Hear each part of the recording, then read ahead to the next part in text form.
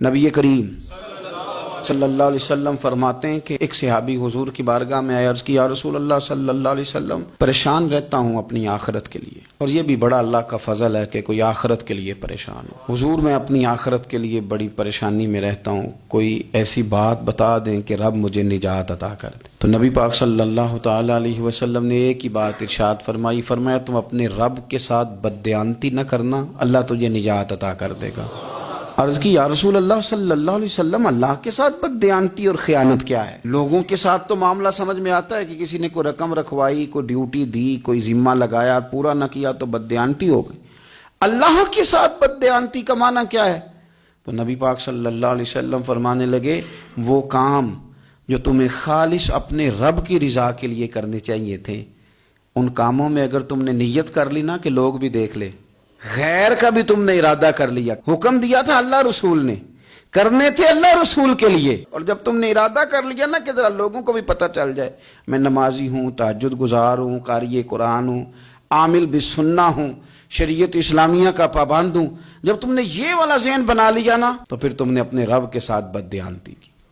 پھر تم نے خیانت کی، پھر تم نے ٹھیک نہیں کیا۔ جب تم نے یہ ذہن بنا لیا کہ لوگوں کو پتہ چل جائے۔ حضرت شاہ منصور رحمۃ اللہ علیہ فرماتے ہیں کہ میرا ایک شخص سے بڑا قریبی تعلق تھا اور میں اسے بڑا نیک سمجھتا تھا، اور اچھے الفاظ میں اس کا لوگوں کے ہاں ذکر تھا، لوگ اسے نیک ہی سمجھتے تھے، لیکن مجھے کسی نے بتایا کہ وہ بہت ہی زیادہ بیمار ہے۔ میں تیمارداری کرنے گیا، میں نے اسے جا کے دیکھا تو بڑی اذیت میں تھا۔ میں نے کہا کیا ہوا؟ کہنے لگا حضور اپنے گناہوں کی پاداش میں ہوں۔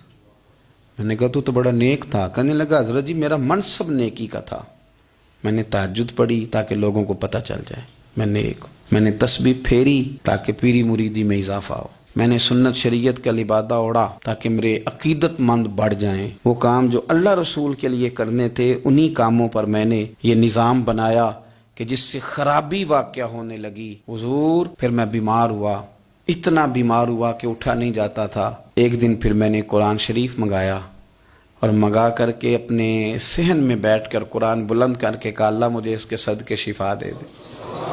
آج کے بعد ایسا کام نہیں کروں گا۔ رب نے تو شفا دے دی پر میں نہیں باز آیا، میں گویا بیچتا رہا تہجد کو، میں سیل کرتا رہا اپنے وظیفوں کو، میں نے وہ جملے، وہ الفاظ، وہ تلاوتیں، وہ نعتیں، وہ میں کرتا رہا، سیل کرتا رہا۔ پھر بیمار ہو گیا، پھر دعا مانگی، قرآن شریف شروع کیا، پڑھا، سورہ یاسین تک پہنچا، پھر بلند کیا، اللہ اس کے صدقے شفا دے دے، وہ بڑا ہی مہربان ہے، اس نے پھر معاف کر دیا۔ لیکن حضور اس کی بار یہ ہوا ہے کہ میں نے کئی دفعے معافی مانگی، کئی دفعے توڑی، اب میں نے پھر وہی کام کیے لوگوں کو دکھانے کے لیے، لوگوں کو راضی کرنے کے لیے۔ ہمارے پلے کچھ بھی نہیں بچتا، جو کچھ ہے وہ دوسروں کو دے ڈالا۔ اس لیے نبی پاک علیہ السلام فرماتے ہیں قیامت کے دن اللہ تعالیٰ کچھ لوگوں سے فرمائے گا جن کو دکھانے کے لیے نمازیں پڑھتے تھے جاؤ ان سے جا کے اجر مانگو، جن کو دکھانے کے لیے تم نے صدقات کیے ان سے کہو تمہیں اجر دیں، جن کو دکھانے کے لیے تم نے روزے رکھے ان سے کہو تمہیں اجر دے، وہ جو تم نے لبادے اوڑے نا اور بڑا کچھ تم بنے کہ میں داڑھی والا، میں پگڑی والا، میں جبے والا، جن کو دکھانے کے لیے کیا جاؤ جا کے ان سے اجر لو، میں تو تمہیں اس چیز کا اجر دوں گا جو تم نے خالص میرے لیے کیا۔ تو وہ شخص کہنے لگا حضور اب میری یہ کیفیت ہے کہ اس دفعہ میں قرآن منگاتا ہوں، پڑھنے کی کوشش کرتا ہوں پر میری زبان پہ جاری نہیں ہوتا، آپ میرے لیے دعا فرما دیں۔ کہتے ہیں میں بھی رویا، وہ بھی رویا، ابھی میں اس بستی سے باہر نہیں نکلا تھا کہ اس شخص کا انتقال ہو گیا، وہ چلا گیا۔ آج تک پریشان ہوں کہ مالک بندہ نوازی فرما، تھوڑا سا اپنے لیے بھی ہمیں کچھ کرنا ہے، ہمیں غور کرنا ہے کہ یہ کام کرتے وقت میرا ارادہ کیا ہے، اس کام سے میرا مقصود کیا ہے، اور جس ارادے سے میں کر رہا ہوں پھر اس کا نتیجہ کیا ہے۔